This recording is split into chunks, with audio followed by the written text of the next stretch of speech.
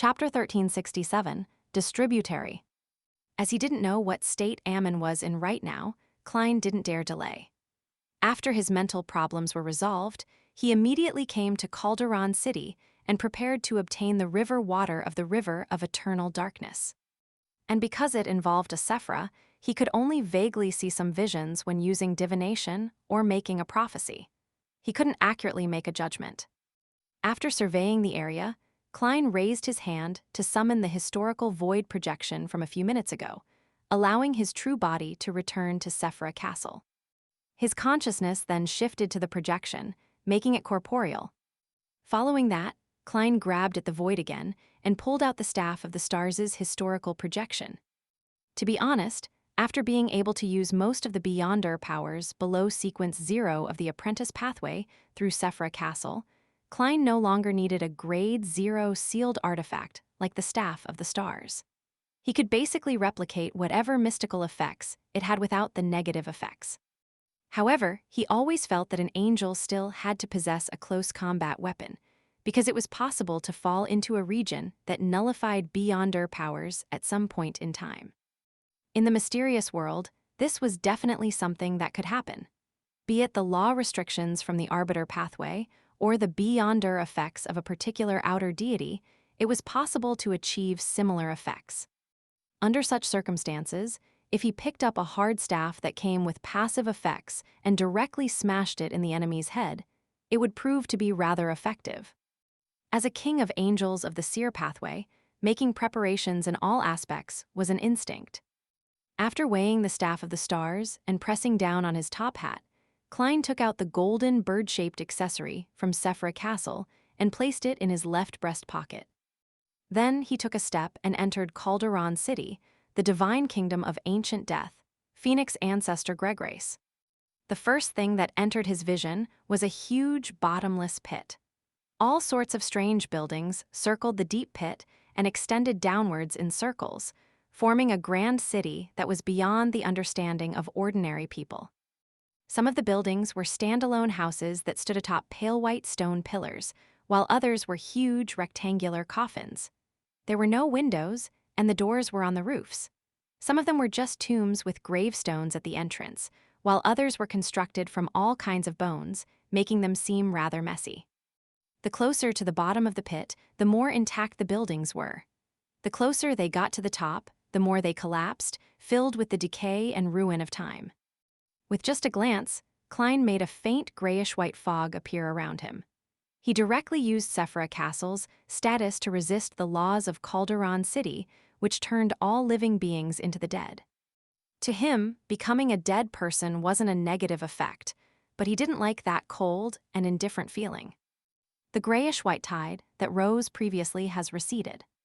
Klein, who was wearing a top hat and trench coat while carrying the staff, nodded in thought. With one step, he stepped deep into Calderon City, which could be seen with the naked eye.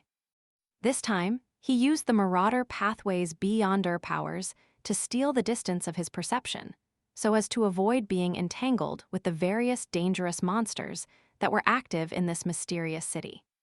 This wasn't something he was afraid of. The ones who should be afraid were the monsters. If it wasn't for the fact that he didn't wish to waste time, he wouldn't have minded taking the opportunity to gather a batch of marionettes to make up for the losses caused by the destruction of Utopia. Apart from this reason, Klein was still cautious about something else. Calderon City was a city of the dead. It was very likely that in the deepest depths of the city flowed the River of Eternal Darkness, and in essence, marionettes were already dead, so once they approached anywhere close to the bottom, there was a possibility of a mutation. Venturing deeper one step at a time, Klein realized that he had thought too much. None of the monsters hidden in this strange city dared to appear. The aura of Sephra Castle allowed their instinctual desire to live to overcome their inclinations of madness and their habits of hunting. The deeper he went, the quieter his surroundings became. The strange buildings remained intact, but they seemed to be dead for years. Even their auras were cold, gloomy, and decadent. It's the same as looking at a black-and-white film. If I didn't hear my breathing and heartbeat, I would have suspected that I was deaf. Klein coughed lightly and used his grumbling to resist the silence of death. His intuition told him that once he got used to this environment, his body and mind would become still and silent. Then, he would truly die in the full meaning of the word. The closer he got to the ground, the stronger this feeling became. As he kept stealing the distance, Klein proceeded forward for a long time before finally seeing the bottom of the pit. No, this wasn't the true base of the pit. It was just a huge, black palace that stood in the way. The palace was propped up by columns. There were all kinds of bones and different corpse pieces embedded in them. Some parts of the palace were even covered in blood. They belonged to different races. Klein stared at it for a few seconds. Without any hesitation, he carried the staff of the stars and entered the palace through the open door. On both sides of the hall were different types of coffins in different colors. They sat there silently, as if they had already been weathered by death.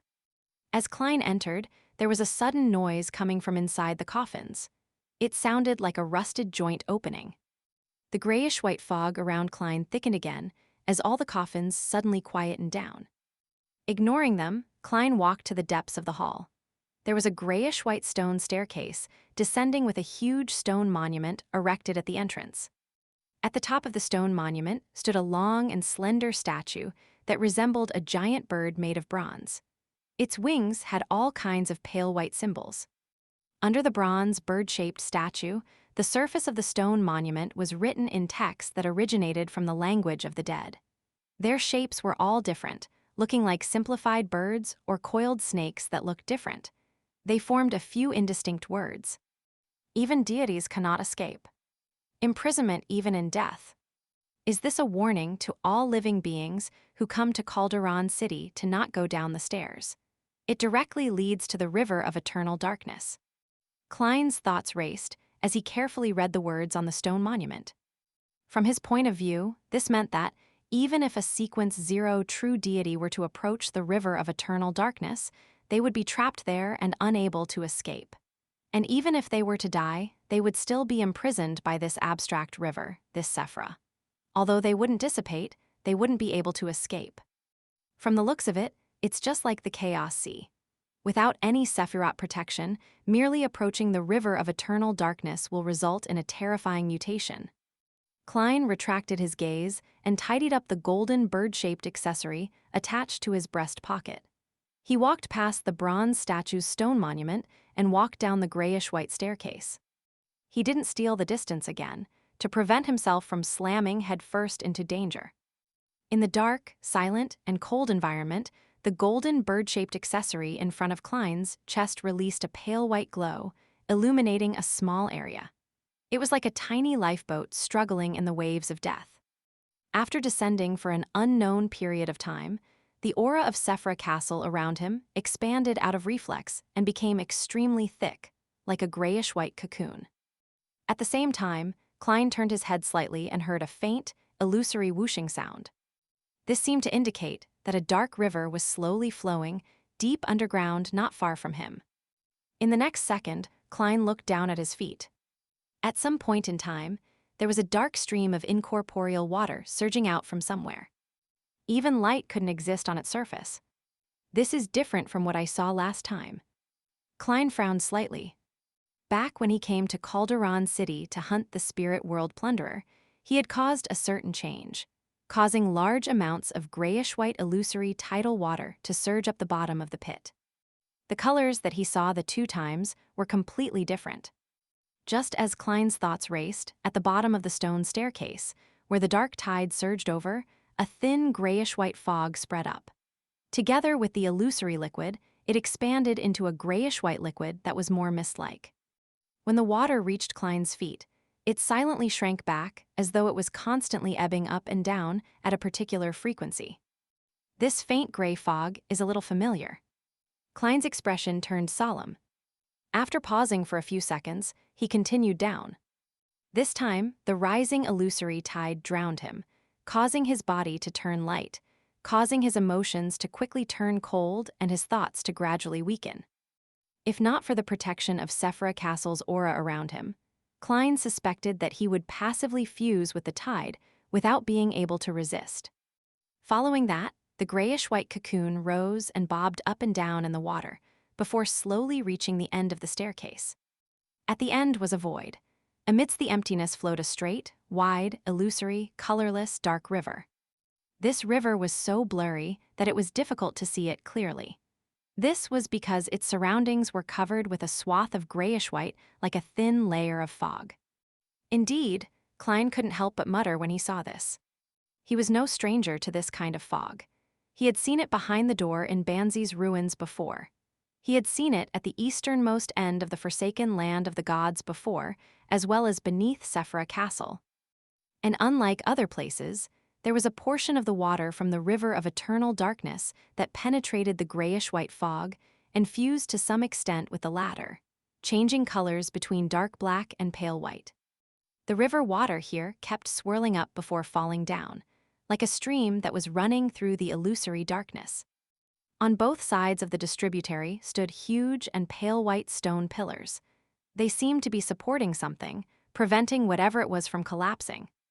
At this moment, between the stone pillars and on the banks of the distributary, countless blurry, translucent figures were pacing back and forth, slowly but unceasingly. Among them, the most eye-catching one was a seemingly lost figure that would occasionally enter into the depths of the distributary before turning around. Yet, it didn't seem like it could leave the river. It was huge, similar to the stone pillars around it. It had a heavy black robe draped over it, and from its side profile, it looked very old. Suddenly, it turned its head and looked at Klein. Its face had obvious southern continent characteristics, but it had already rotted, while white feathers stained with pale yellow oil grew out. Klein knew him, and he was Mr. Azek's father, the death of the fourth epoch, Emperor of the underworld Salinger.